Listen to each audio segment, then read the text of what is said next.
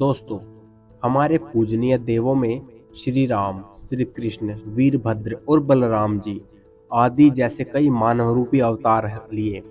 परंतु कुछ अवतार ऐसे भी थे जो आधे मानव और आधे पशु के रूप में थे, और कुछ तो पूर्णतः जानवरों के रूप में भी अवतरित हुए।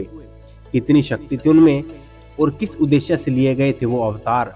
उन सभी जानवर रूपी अवतारों में सबसे शक्तिशाली अवतार कौन था? इस प्रश्न का उत्तर जानने के लिए इस वीडियो के अंत तक बने रहें।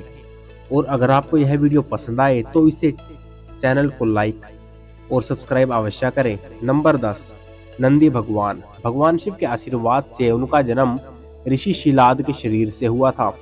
एक समय नंदी ने महादेव की घोर तपस्या की और भगवान शिव प्रसन्न हो गए। तब शिवजी ने नंदी को ऊपर उठाया और बोले, वत्स नंदी, तुम आज अमर हो, सदा मेरे गणनायक बनकर रहोगे। तत्पश्चात भगवान शिव बोले कि तुम और क्या चाहते हो? तब नंदी बोले, प्रभु मैं आपकी सवारी बनना चाहता हूँ। तदंतर महादेव ने नंदी को सब गणों का अधिपति बनाया था। नंबर 9, हयग्रीव। जब मधु और कैटब नामक दैत्यों ने चारों वेदों को ब्रह्मा जी के देखते ही देखते सहसा घेर लिया और तुरंत रसातल में जा पहुंचे, तब भगवान ब्रह्मा व्याकुल हो नारायण की स्तुति गाने लगे। ब्रह्मा जी का इस प्रकार स्तुति करने पर भगवान नारायण वेदों की रक्षा करने के लिए उद्यत हो गए। वे प्रभु घोड़े के समान गर्दन और मुख धारण करके स्थित हुए। रसातल में प्रवेश करके वे आदि स्वरों से युक्त उच्च स्वर से सामवेद का गान करने लगे। उन दोनों असुरों ने वे शब्द सुनकर वेदों को कालपाश से आबद्ध करके रसातल में फेंक दिया और स्वयं उसी की ओर दौड़े जिधर से वह ध्वनि आ रही थी। इस बीच में हयग्रीव रूपी भगवान श्रीहरि ने रसातल में पड़े हुए उन वेदों को लिया और ब्रह्मा जी को पुनः वापिस कर दिया और फिर वे अपने आदि रूप में आ गए। नंबर 8, मत्स्य अवतार।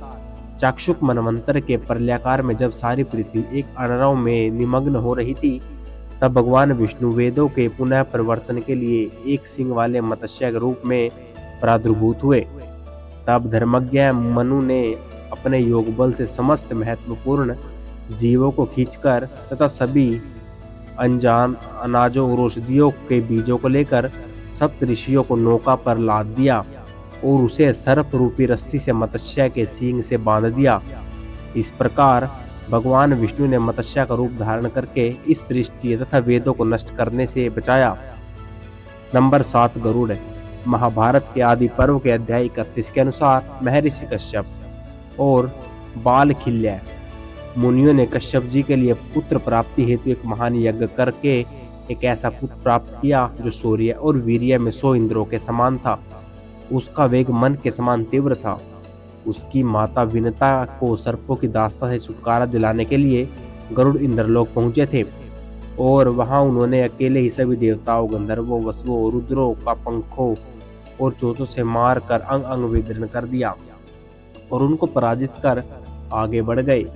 गरुड़ देव, पर्वत, वन और समुद्र के जल सहित सारी पृथ्वी को उठाकर बिना परिश्रम के उड़ सकते थे। ऐसा महान बल था गरुड़ का। नंबर 6, शेषनाग। नागों में सबसे पहले शेष जी प्रकट हुए थे।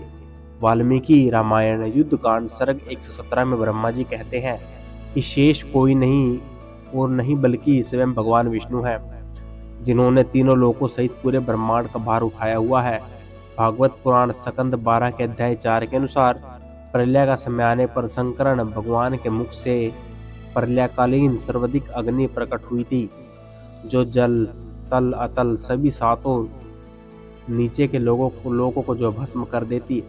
इसका तात्पर्य यह है कि आदिशेष परम विध्वंसक और विनाशक है, जो सृष्टि के प्रलय और उसके निर्माण दोनों समय वहीं थे। दोस्तों, बाकी बचे अवतारों का वर्णन हम अगली वीडियो में करेंगे। और यह वीडियो आपको कैसी लगी कमेंट करके जरूर बताएं और नीचे कमेंट में पार्ट 2 जरूर लिखें ताकि हम इसका पार्ट 2 लेके आएँ दोस्तों। और आप लोग कमेंट करना ना भूलें, चैनल को सब्सक्राइब कीजिए, लाइक कीजिए और शेयर कीजिए अपने दोस्तों के साथ। And thank you for watching.